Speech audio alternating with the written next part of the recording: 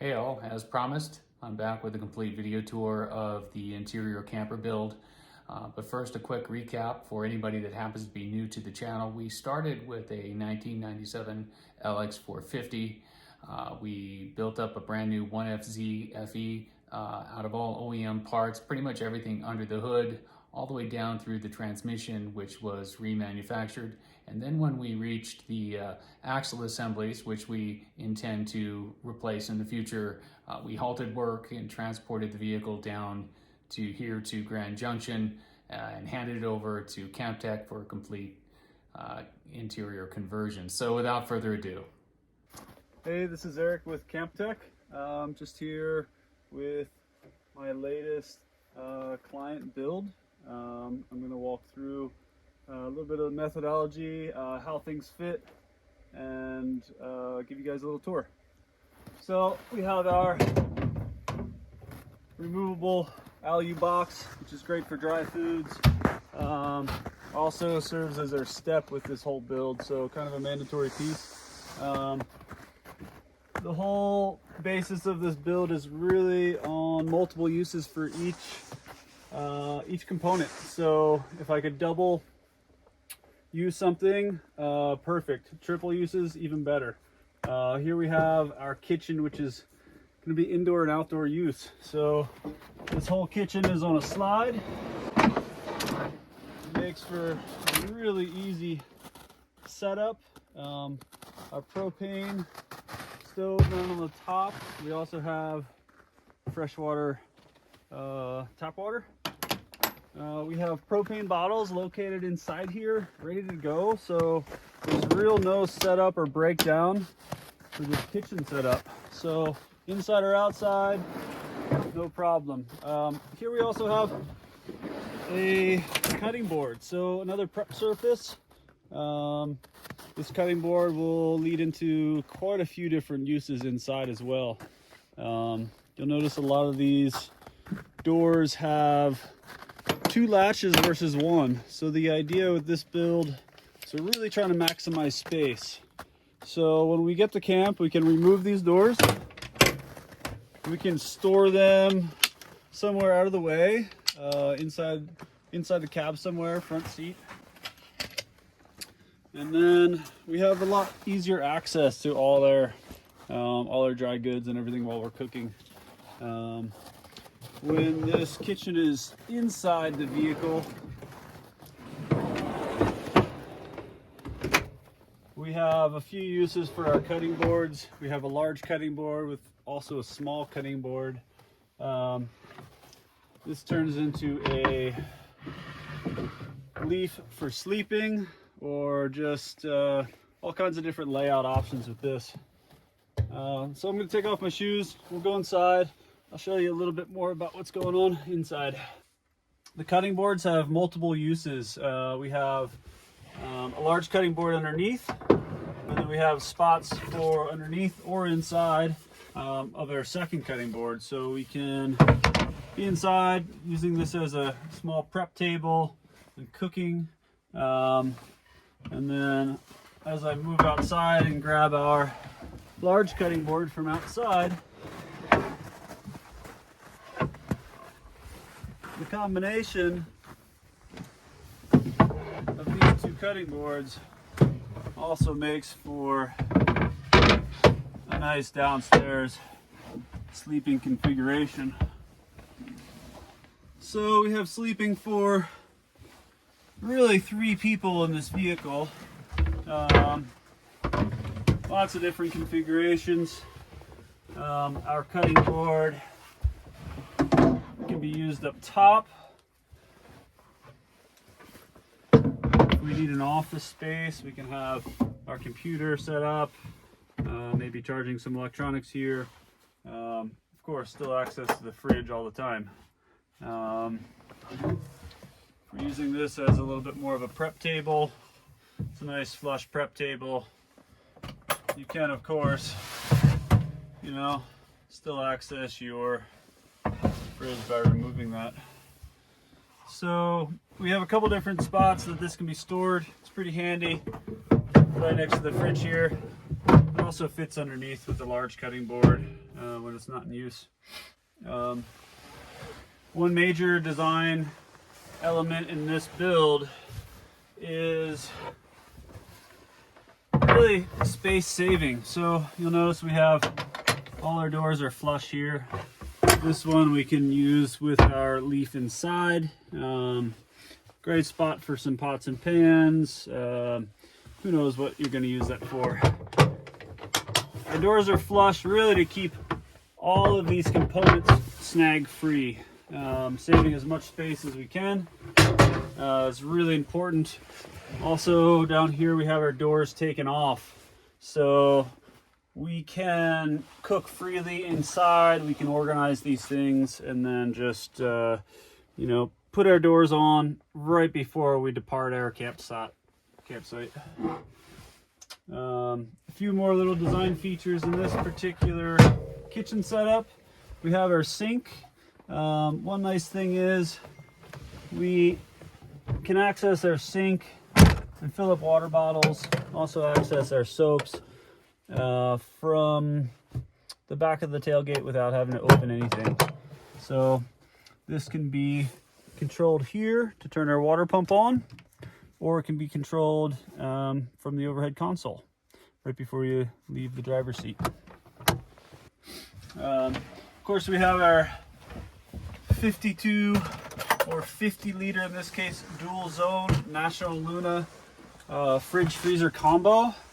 This item is a large design factor in this build. Super reliable, and these fridges are just very, very efficient as well.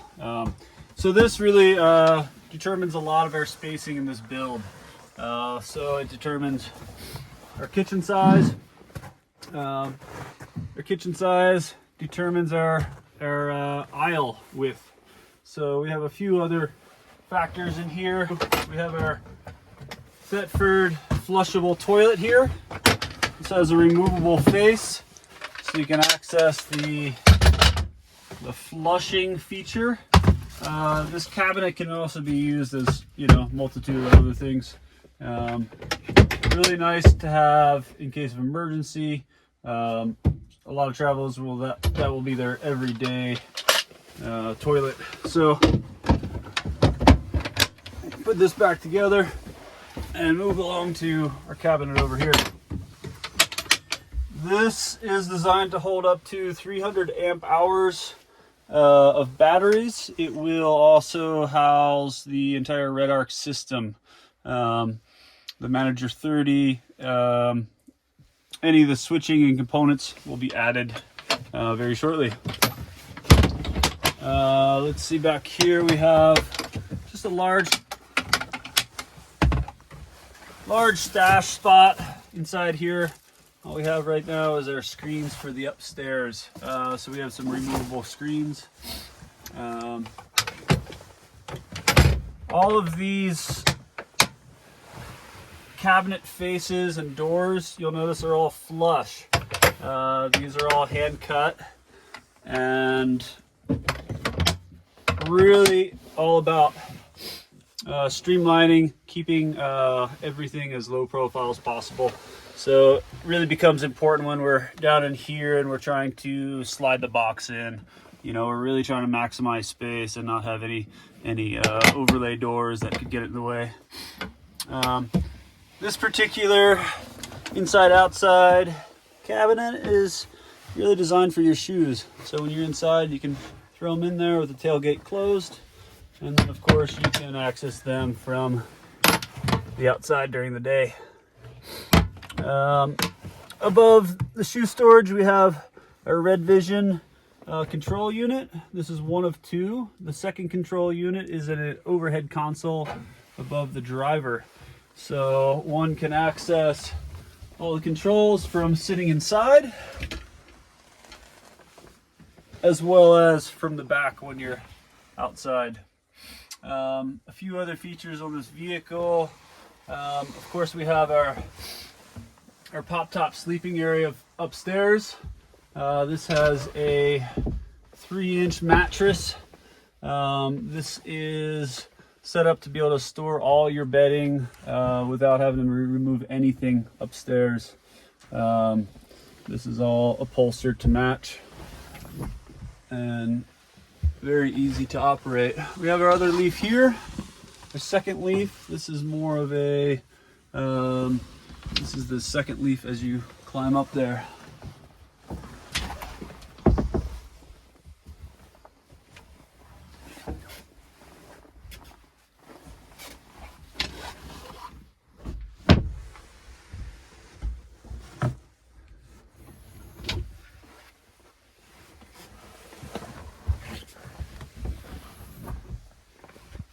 So you have enough standing room to be able to get dressed, do whatever you really need to do.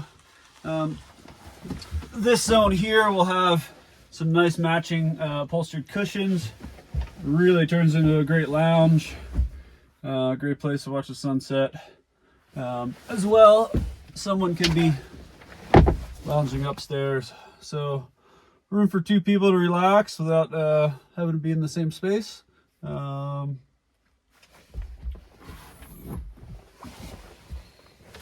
Yeah, that's a quick little tour of the living space. We can move over here to the kitchen.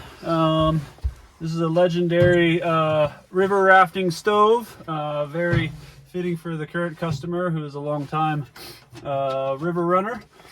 This is a partner steel. It's all aluminum. I was able to modify this and bolt it right in. So this is removable, as is the sink. It's completely serviceable, and just a really reliable stove here. It's ready to go. It can be used with the 1 pound can that's mounted inside, or it can also be fed through an exterior propane can. Behind our kitchen here, we have a few more components and room for quite a few more components. So we have our Extreme Air Magnum high output air compressor with a solid mounted exterior tank. In the front here, we can move out the kitchen, and I'll give you a little bird's eye view of the stainless steel water tank we have across the front of the seats. Here's our stainless steel water tank. This is about 19 gallons. It's through bolted through the body of the vehicle. It is set up with 6 ports. These are 1/2 inch NPT, so that it could use a recirculatory water heat exchange system. We also have room for an overflow valve, which can go right through the factory drain plug here. We have a nice little just wooden catch-all on top of our water tank. It is bolted and Sikaflexed, so it will not have any vibrations. The tank does feature 2 baffles throughout, so very minimal splashing. This will feed our inlet. We have a 3.5 gallon per minute water pump, which will fill the water tank, and then back behind the wheel well we have a 1 gallon per minute for feeding our freshwater sink supply. Well, coming from a wilderness boating background, you know, river rafting, kayaking and so forth, setting up and tearing down camp could be very laborious, and sometimes you are right on the edge of you're racing nightfall or a storm or something like that. You're right on the edge of the elements trying to get you.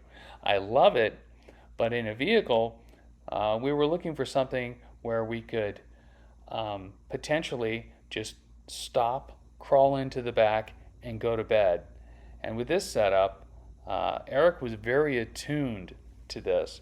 He thought through every motion that would need to be, necessary, and came up with a system that completely deploys in under a minute if you want. And in real time, if you go and pull out the kitchen and open the back and everything, I mean, it's 2 minutes.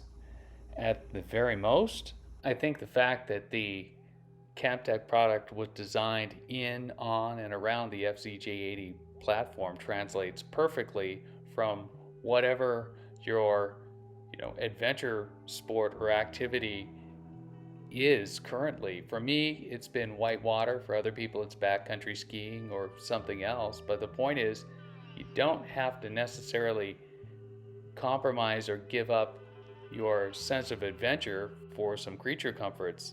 You can have both. Equally paramount is the fact that you can fold it up, close up the vehicle, and be back on the road in about the same 2 minutes that it took you to set it up. Just leaves you a little more time for recreating. You could come in from that last minute hike, took a little bit longer than you thought, no pressure. You're on the road in no time at all. Just leaves you more time to do what you're out there to do, to enjoy the sublime beauty of nature. Covering the entire roof with solar might seem a little decadent, but it was actually quite practical idea. Eric had found a supplier who made us a panel that was adhesive style, glued down nice and tight. And we did that because we didn't want any snags. If we want to go into trees, we want to go into trees. I wanted to know that we could just kind of drive right through the brush without worrying about it. You can never have too much solar. I mean, we want to fly drones and edit video and enjoy our cell phones and just, stay connected to friends and family and everyone that you want to share the experience with.